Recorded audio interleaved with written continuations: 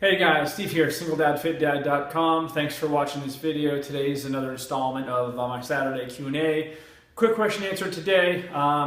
Why can't I lose weight? Obviously this is a huge issue. I just want to touch on a few small points. I'll get into it in further detail in another video.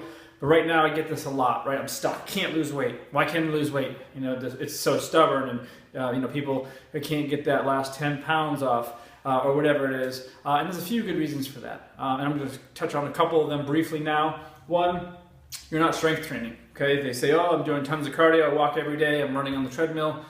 Not good enough. Strength training, you have to be strength training, but not just going to the gym and lifting weights. It's progressive strength training. There has to be some kind of plan behind it, okay? You have to have that muscle tissue, okay?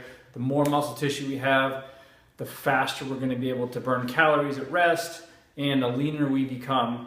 That's how we're going to start dropping that body fat, okay? The critical component here. You have to be doing that, okay?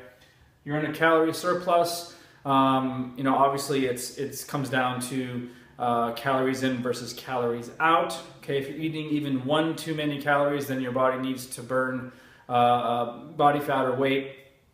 You're never going to lose any weight. So you have to be in a deficit, okay? And there's only one way to find out, and that's by tracking your foods, okay? Use something like MyFitnessPal, some kind of Livestrong, whatever the program is. Take 2, 3, 4 days in a row. It does kind of suck to count it. It's, I guess, a little bit tedious, but you'll never know. You cannot guess on how many calories you're eating each day. It just doesn't work, okay? Number 3, you're in a plateau. Okay, you're stuck. You're probably doing the same routine.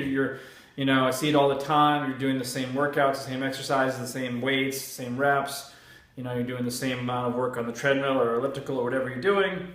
Has to change. You have to mix it up. Body adapts pretty quickly. Any given program is probably good for anywhere between 4 and 8 weeks, maybe a little bit longer. You got to mix it up. Challenge your body. Use all different planes of motion. Go through different phases. You're doing strength training. You're doing power, speed, agility, quickness, balance, stability. All those things have to be part of the program, okay?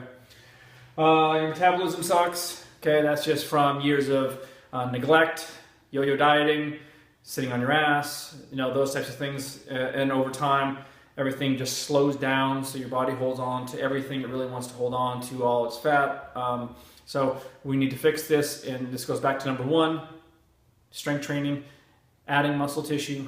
Your number 1 way to get that back up, okay? And then miscounting or not counting your calories, again, kind of ties back into number 2, which is, if you have no idea what you're eating, how are you ever going to know if you're in the right zone, right? So we need to be in a calorie deficit to lose fat, but if it's too great, okay, you're eating too few calories, it can have the same effect where your body tends to store everything versus burning it. So there's kind of a line in there. Typically what I'll suggest is, figuring out how many calories your body needs to sustain itself and reduce that by 15 or 20% for fat loss. Okay, not a static number like, oh, I'm just going to knock 500 calories off. Typically I find that works pretty well, but it comes down to, again, tracking, and don't think that you know what you're eating, because chances are you don't. I've been training clients for 17 years. And when I'll ask my client, hey, how many calories, what's an average day look like for you? Write it all down. How many calories do you think you're eating? How much protein? And the answers are always way off. So when I start tracking it, they realize that, oh my God, I'm eating 60% carbohydrates, or I'm only eating 8% or 12% protein when it has to be 25%. So you have to track. Okay. Again, I'll touch into this probably on a future video or a post within the next month or so. And any questions, anything at all, Steve at singledadfitdad.com. Thanks.